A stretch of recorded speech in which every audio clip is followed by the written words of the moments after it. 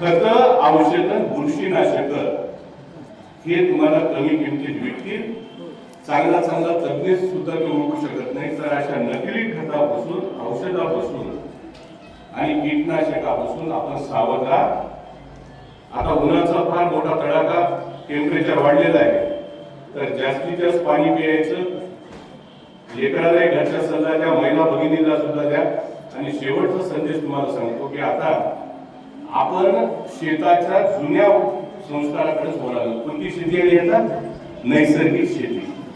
या नैसर्गिक शेतीमध्ये कमीत कमी खताचा वापर करून नैसर्गिक निविष्ठा ज्या मी तुम्हाला सांगतो त्याचा वापर आपण जास्तीत जास्त करा. मित्रांनो, काळजी करण्याचं कारण असं आहे, काल आमचं सादरीकरण झालं कृषी मंत्रालय भारत सरकारचं.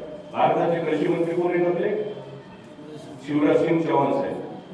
तर भारतामधल्या 100 जिल्हे, अभिमानाची गोष्ट नाही का आपल्यासाठी. तुम्हाला सांगतो नांदेड जिल्ह्याचं चित्र. भारतातल्या 100 जिल्ह्यामध्ये गरीब जिल्हा म्हणून कोणता जिल्हा आलाय? नांदेड जिल्हा. अभिमानाची गोष्ट आहे आपल्यासाठी. आपल्या घरापुढची कार, जमीन, दागिने हे काउंट केले जात नाही.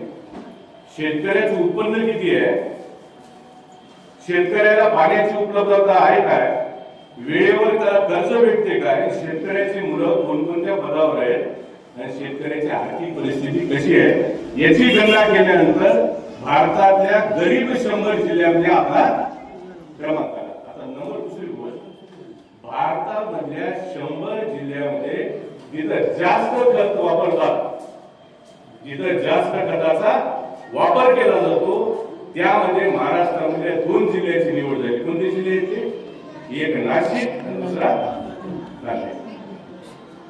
म्हणजे सगळ्या खराब गोष्टी आपल्या वाट्याला आलेल्या आहेत. त्याचा विचार करा.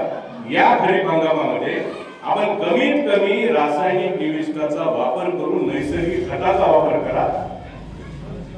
बियाण्यावरचा, औषधावरचा, तणनाशकावरचा खर्च वाचवा.